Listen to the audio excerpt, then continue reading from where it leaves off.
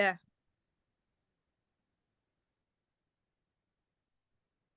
Assalamualaikum warahmatullahi wabarakatuh. Sebelumnya, perkenalkan kami dari kelompok Pakistan ingin mempresentasikan hasil diskusi kelompok kami tentang analisis pembangunan ekonomi berdasarkan pendekatan konvensional dan Islam pada negara Pakistan. Sebelumnya, perkenalkan anggota kelompok kami yaitu saya sendiri, Farida Rahma dengan NIM akhir 031. Saya Alvina Zelfa Salsabila dengan NIM akhir 027.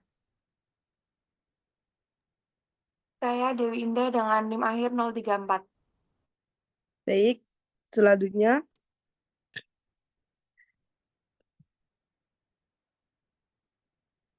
materi pertama yaitu ketertarikan institusi dan pembangunan ekonomi Islam di Pakistan.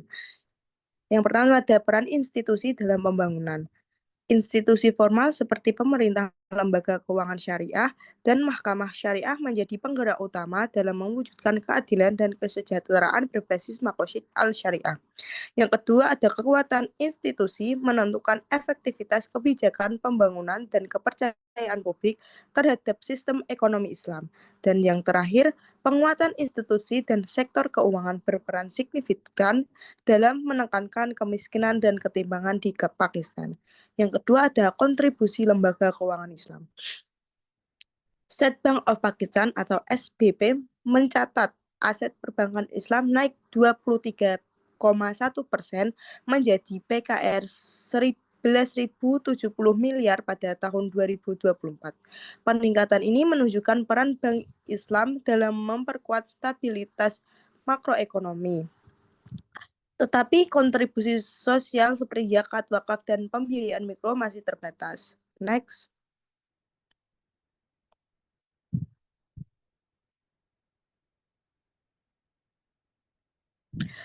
Yang kedua ada tantangan dan dampak kelembagaan terhadap pembangunan. Tantangan utama institusi ekonomi Islam meliputi satu, lemahnya tata kelola, rendahnya transparansi, dan birokrasi yang belum efisien. Yang kedua, sekitar populasi masih berada di bawah tingkat makosid al-syariah yang ideal, khususnya pada aspek distribusi kekayaan. Dan yang terakhir, implementasi zakat dan instrumen sosial Islam belum optimal dalam menurunkan kemiskinan. Yang terakhir ada arah reformasi kelembagaan. Yang pertama, reformasi menuju sistem ekonomi tanpa bunga akan diterapkan secara bertahap mulai 2027. Yang kedua, institusi harus memperkuat nilai amanah, adil, dan maslahah untuk memastikan pembangunan berkeadilan. Dan yang terakhir, Asgar dan kawan-kawan menegaskan bahwa kualitas institusi dan keterbukaan perdagangan berpengaruh signifikan terhadap pertumbuhan inklusif di Pakistan. Next.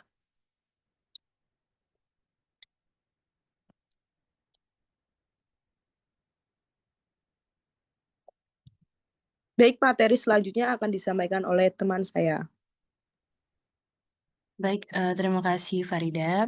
Selanjutnya adalah kita akan membahas mengenai landasan filosofis dan teori ekonomi, juga kontras paradigma.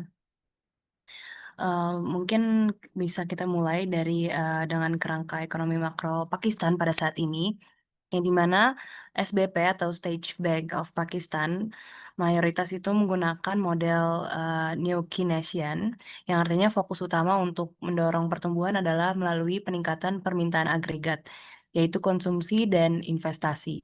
Dan kemudian keberhasilan diukur dengan PDB per kapita. Namun Pakistan juga sangat terikat dengan IMF dan SAPS yang menganut teori neoliberal, yang dimana ini berarti ada penekanan kuat pada deregulasi dan penyesuaian nilai tukar. Namun sayangnya, catatan empiris menunjukkan bahwa kebijakan ini seringkali justru menghasilkan dampak negatif seperti inflasi yang tinggi, pengangguran, dan melebarnya kesenjangan pendapatan. Bisa di next. Kemudian poin nomor 2 ada paradigma ekonomi Islam atau PEI. Bisa kita lihat dari pada paradigma ekonomi Islam atau PEI sebagai alternatif normatif. Fondasi utamanya sangat jelas yaitu larangan riba atau bunga karena dianggap tidak adil dan eksploitatif. Dan sebagai gantinya, PEI ini mendorong sistem bagi hasil atau risk sharing seperti mudharabah, di mana risiko dan keuntungan ditanggung bersama, yang dimana ini akan menciptakan keadilan yang tentunya lebih baik. Kemudian PEI juga memiliki tujuan pembangunan yang jauh lebih luas melalui kerangka Maqasid Al-Syariah. Pembangunan tidak lagi hanya soal uang atau PDB, tapi harus bersifat holistik.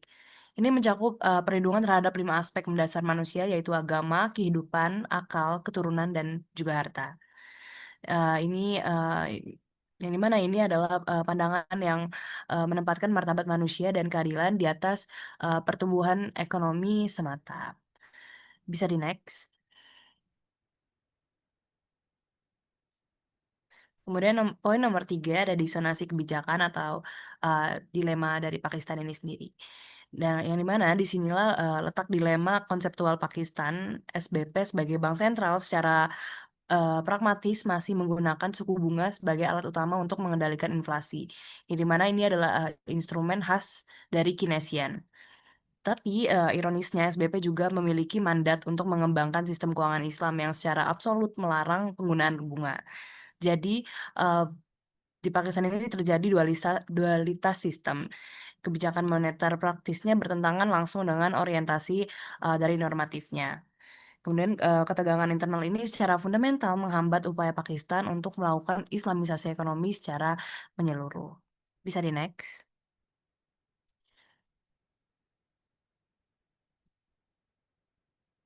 Baik, mungkin materi selanjutnya akan dibahas oleh rekan saya. Baik, selanjutnya indikator pembangunan. Indikator pembangunan dapat dilihat melalui Human Development Index atau HDI atau Indeks Pembangunan Manusia atau IPM yang diperkenalkan oleh UNDP pada tahun 1990. HDI mengukur kesejahteraan suatu negara melalui 3 dimensi utama, yaitu kesehatan, pendidikan, serta standar hidup. Berdasarkan laporan UNDP pada tahun 2023, posisi HDI Pakistan turun dari perangkat 161 menjadi 164 dengan nilai 0,540, mencerminkan tantangan pada aspek pendidikan dan kesejahteraan masyarakatnya. Sementara itu, Islamic Human Development Index atau IHDI dikembangkan oleh Muhammad Bekti Hedrianto pada tahun 2009 sebagai alternatif pengukuran berbasis Maqasid Al-Syariah. IHDI mencakup 5 dimensi, yaitu agama, jiwa, akal, keturunan, dan harta. Pendekatan ini menilai pembangunan tidak hanya dari aspek material, tetapi juga spiritual dan moral, sehingga lebih sesuai ditetapkan pada negara yang mayoritas penduduk Muslim seperti Pakistan.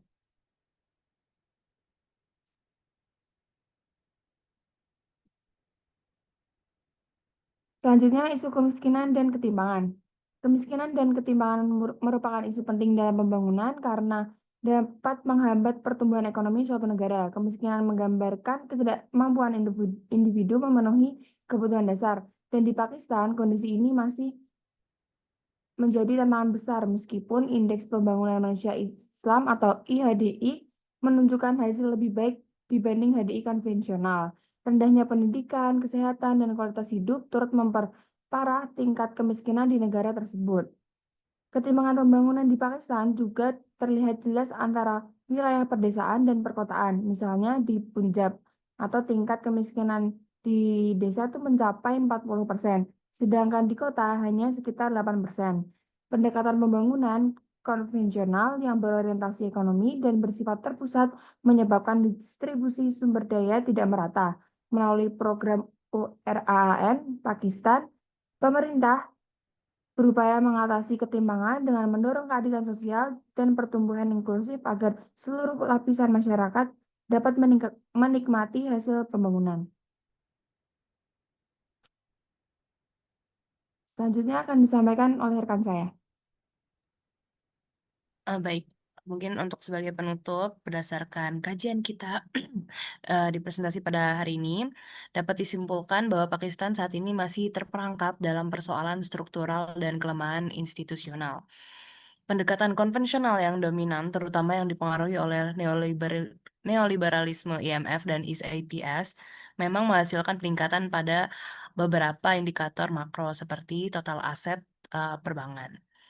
Namun sayangnya, hal ini menciptakan pertumbuhan ekonomi yang timpang dan gagal diterjemahkan menjadi kesejahteraan yang merata bagi masyarakat luas. Dan ketimpangan sosial justru malah lebih diperdalam lagi. Kemudian di sisi lain, ekonomi Islam menawarkan kerangka yang berpotensi menjadi solusi dengan berpegangan pada maqasid al-syariah, yang dimana pembangunan tidak hanya fokus pada materi, tetapi juga keadilan spiritual dan sosial. Instrumen seperti zakat, wakaf, dan perbankan syariah adalah kunci untuk pemerataan kekayaan. Namun potensi ini belum terrealisasi penuh. Implementasi nilai-nilai Islam masih terhambat oleh tata kelola yang lemah, kurangnya transparansi, dan minimnya pemahaman di masyarakat.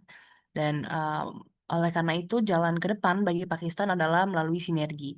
Kita harus memadukan keunggulan produktif dari pendekatan konvensional, yaitu bagaimana menghasilkan pertumbuhan dengan nilai-nilai Islam yang menekankan keadilan sosial dan distribusi kekayaan yang merata.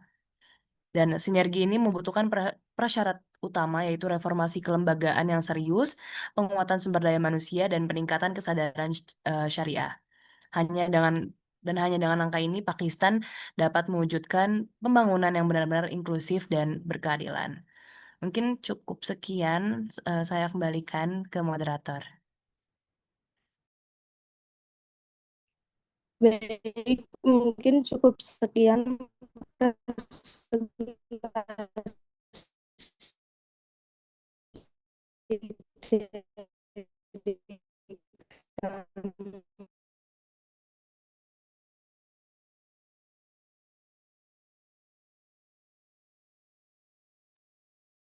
Baik, mungkin cukup sekian presentasi kelompok kami pada hari ini.